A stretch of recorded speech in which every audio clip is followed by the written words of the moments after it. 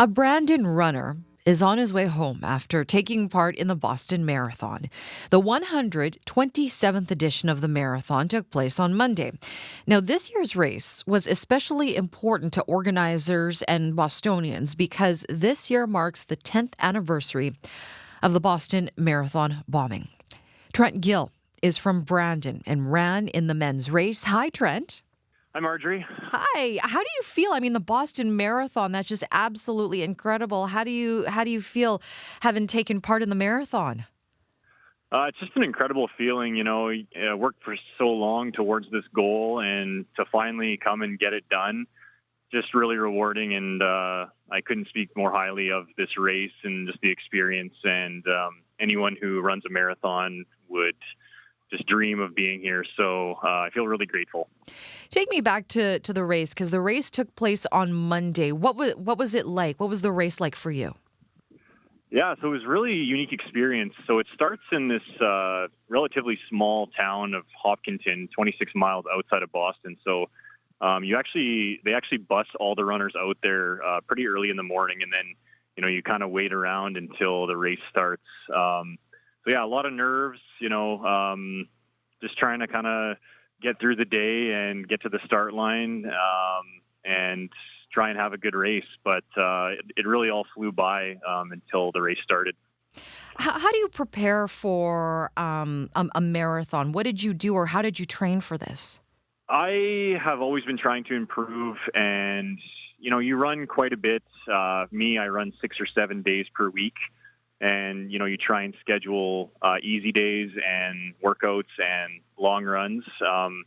It's easy to kind of overcomplicate it, but it's just a lot of running, including some longer runs. So the marathon itself is 26 miles or 42 kilometers. And so, each week I'll do a long run upwards of 18 to 20 miles or about 35 kilometers. So, yeah, that's really what the training is too. You have to qualify, and the qualifier is based on age and gender. And so I'm currently 35, and so my qualifier is under 3 hours. And so in 2017, I qualified when my qualifier was 3:05, but I didn't make the cutoff. So I ran the Saskatchewan Marathon in 2022, and I ran 2:52, which was well under my qualifier, and so that allowed me to register for Boston and run it. And so how did you finish? What time did you clock in at? So my finish was 2 hours and 49 minutes, which was a personal best for me.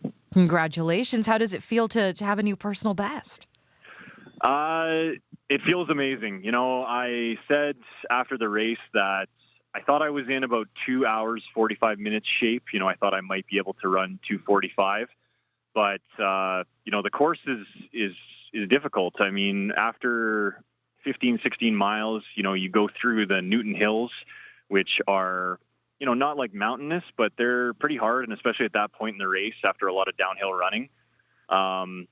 So yeah, I'm really happy with my time and happy where I placed, and I beat my bib, so I beat my rank in the race, which was kind of a goal of mine as well. Had you always been a marathon runner? No, so I think over the last 6 or 7 years, I kind of got more serious about it. I think my first marathon was 2016 maybe, and so until 2018, I ran 1 or 2 marathons per year. And then I had kind of a bad race in 2018 and kind of gave up on it a little bit until 2021, I guess, and I got back into it. But some races were canceled, at the end of the pandemic or during the pandemic. And but in 2022, I decided to give it one more go and see how good I could be. And yeah, it's just been really rewarding getting back into it and getting to run, a race like this. Yeah, I really enjoyed it, and I'm happy. So who was there to support you in Boston? So I came down with some friends from Brandon, and my dad and his partner were also here to support me, which meant a lot to me. And seeing them on the course was by far the highlight. They were set up around mile 24, which is close to the end of the race, and yeah, it really rejuvenated me, and I felt like I could run really well after seeing them, and I was really looking forward to it. So it kind of kept me motivated to not let my pace slip too much and to try and finish the race. So under 250 was kind of my secondary goal, and um, I really owe a lot to them for being there, and I definitely thank them for being there. Now, Trent, this year is the 10th anniversary of the Boston Marathon bombing. Of course, a lot of folks talking about this, but what did you experience Mhm. in Boston knowing that this milestone, this anniversary was coming up? Yeah, so the city did a lot to commemorate the victims of the bombings, and they had a memorial for them.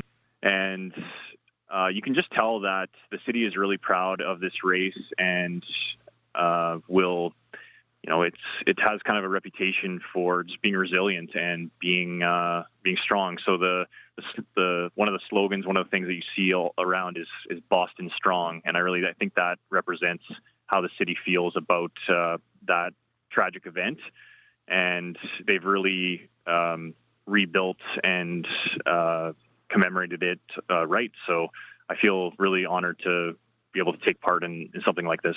Do you plan to run in other marathons? The World Marathon Majors, Boston is one of them, and the other ones in the U.S. are New York and Chicago. And so I'd like to do those at some point and, maybe target an international race like Berlin or London at some point. I'll just kind of take it easy for a while and look at my calendar and, see maybe run something local in the fall. Well, Trent, I want to say congratulations. Thank you so much for joining me today and safe travels back to Manitoba. Thank you so much, Marjorie. It's a great opportunity, and I really appreciate it. That is Trent Gill, a runner from Brandon who took part in this week's Boston Marathon.